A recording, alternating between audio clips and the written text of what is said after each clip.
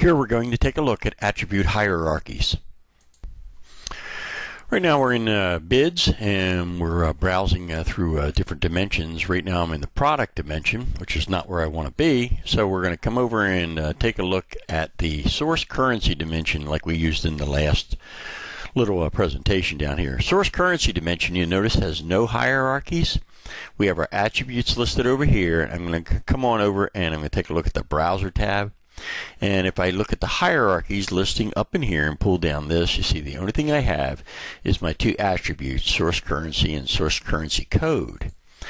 This is represented here by the all level. So if I drop this on down, here's the all members of these individual attributes. Okay, let's go over and take a look at the employee dimension. Get that open for us. Now the employee dimension, here's my structure. And as you see, I've got an employee hierarchy down here, and these user-created hierarchies, which is coming from employee and ascending all the way up over into department.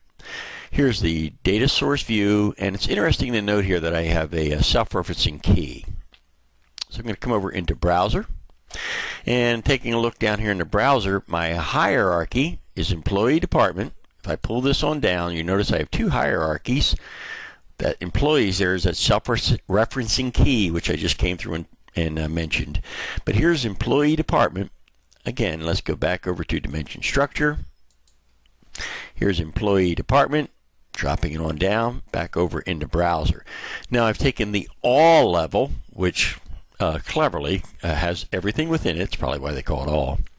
And dropping on down, I've got document control. So if I pull this on down like this, you can see I'm in employee department. I've got document control. Dropping down from there, I've got a title, control specialist, and then a individual, Mr. Norrid, it looks like. So if I come back over again into my dimension structure, see department, title, employee, department, title, employee. So there's my hierarchy, and this is my drill up and drill down path when we get into that. Take another look. Here's geography dimension, relatively the same thing. But if I come over into product dimension now, you notice I have a number of hierarchies. I'll come into the browser, and you see there's my three hierarchies that are represented. So here's my product categories. Now the members of the product categories, you see, is I have four members: accessories, bikes, and clothing. And if I drill on down, I can continue on down. So I've got this. Bike racks and hitch rack. Switching hierarchies, go over to model lines and expand out everything or all. You see I have different model lines, so the members of all products are accessory components mountain. Yeah, you see it. Back over to dimension structure. So product model lines, product line and model. Browser. Product line accessory.